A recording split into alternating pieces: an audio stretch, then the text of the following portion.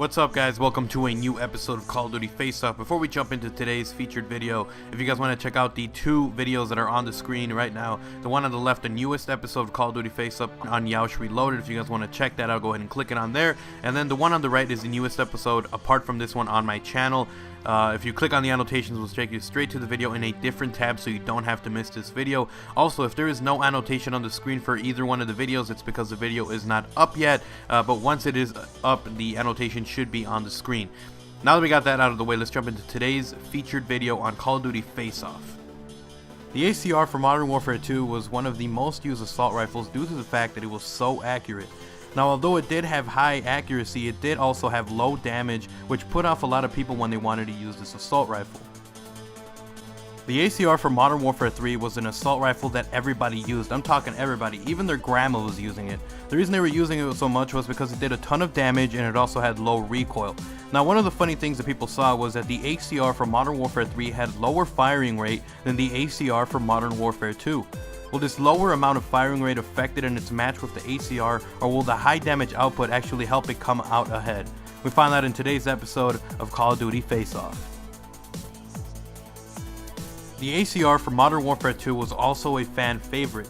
It had 30 rounds per magazine, which was average for an assault rifle. It did 30 to 20 damage. It had 4 to 5 shots to kill, and it had an insane headshot multiplier of 1.4. The firing rate of the ACR for Modern Warfare 2 was at 789, which is decent for assault rifles, actually a little bit above normal. And on top of that, the ACR had very low recoil, which was one of the main things that attracted people and helped gravitate towards this gun. The ACR for Modern Warfare 3 took a vastly different approach. Although it did have the same magazine size as the ACR for Modern Warfare 2, it did an insane amount of damage, doing 45 up close and 30 at its max distance. Even the damage it did at its max distance was more than the ACR for Modern Warfare 2 did at its max damage. It's really insane.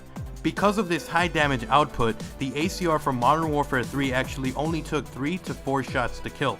It also had an insane headshot multiplier of 1.4 times if shot for the head.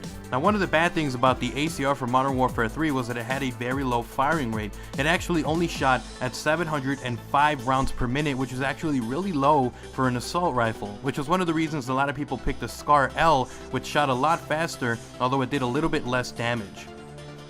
The ACR for Modern Warfare 3 also had very low recoil. Although it wasn't as low of a recoil as could be seen in the ACR for Modern Warfare 2, it still was very low, which allowed for killing people quite quickly. So which exactly was the better ACR? Was it the Modern Warfare 2 version that did a higher rate of fire and had lower recoil, or was it the ACR for Modern Warfare 3 which did a little bit more damage at a cost of having a lower firing rate? Leave a comment down below which one do you guys think is better. Just put Modern Warfare 2 or Modern Warfare 3. Also leave why you think it's better than the other one, just so it doesn't turn into a comment where YouTube thinks it's a spam. Anyway, so which one was better? And the winner is the ACR for Modern Warfare 3. The ACR for Modern Warfare 3 was just clearly the better assault rifle. It did high damage, it had low recoil, and it also, although it had a lower firing rate, it just was a better weapon. The ACR for Modern Warfare 2 was a great assault rifle, and although it did have lower recoil than the ACR for Modern Warfare 3, it just was not enough to save it from its lower output and damage. The ACR for Modern Warfare 3 had low recoil, although not as low as the ACR for Modern Warfare 2, but it was enough to where you could kill someone rather quickly, only taking 3 to 4 shots to kill someone.